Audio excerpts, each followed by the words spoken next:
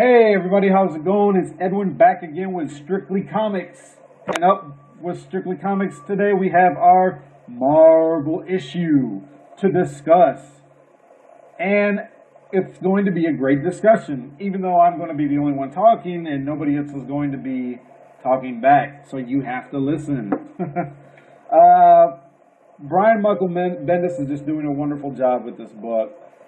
It's taking you places, it's taking you back and forth, it's just kind of bouncing you around a little bit.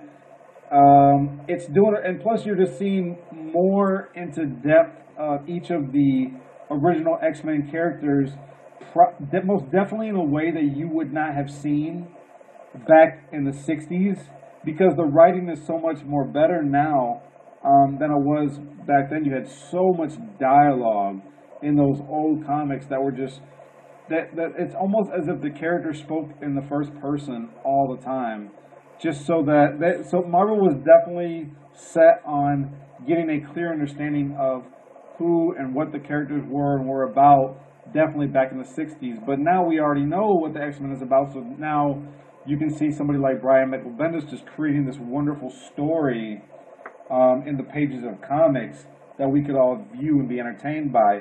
He's doing a wonderful job. Stuart Eminem, the one who does the penciler, along with Wade Von Grobinger, the inker. Again, awesome artwork. I really love it. It's sort of cartoony, but at the same time, it has a seriousness to it. So both of those guys are just doing a wonderful job. What's going on right here is that when you actually open up that first page, what do you see? You see the Phoenix. And I'm thinking like, holy crap, not this again. And it's so funny because Wolverine says the same thing. So I was like, that was pretty cool. But throughout the story, you kind of see this childlikeness and immaturity of the younger X-Men, and it's obvious because they're teenagers. They're just now coming into really discovering what they are capable of doing, and you just kind of see the immaturity and the childlikeness just flow through them throughout the pages of the comic. So Brian Michael Bendis does a wonderful job. In the pages of this book, what kind of happens here is that Mystique, all the bank robberies and stuff that she's been doing in the past like 4 or 5 issues, she's been just basically saving up a whole bunch of money. And what's her name? Mastermind is trying to figure out, like, why the heck, what are we doing? What's this about? Why you got us robbing people? Why you got us robbing banks? What are we getting all this money for? And come to find out, Mystique actually wants to purchase an island from Madame Hydra and Silver Samurai.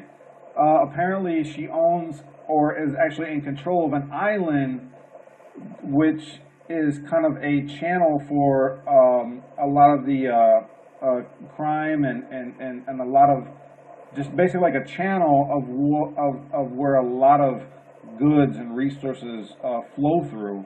So Mystique actually wants to purchase that from her because she has her own ideas on what to do with it. And I just love the picture, the artwork, because you just see this gigantic pile of money, man, behind Mystique. It's just crazy paper. Mystique got crazy paper.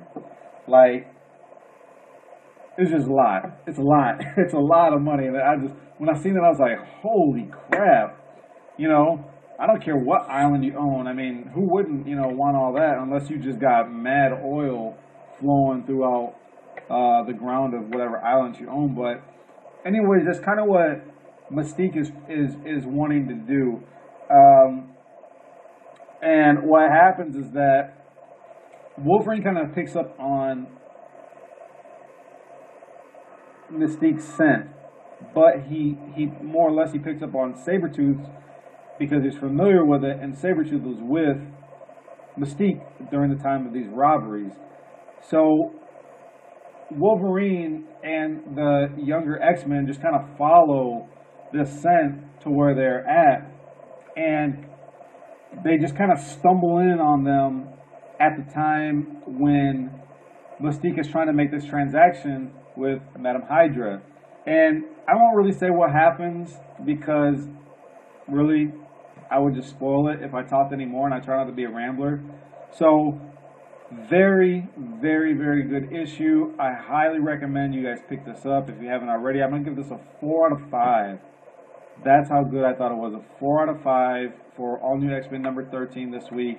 Don't forget to like, comment, subscribe, you guys. Keep God first in your life. God bless you guys. Enjoy your comics. I'm out.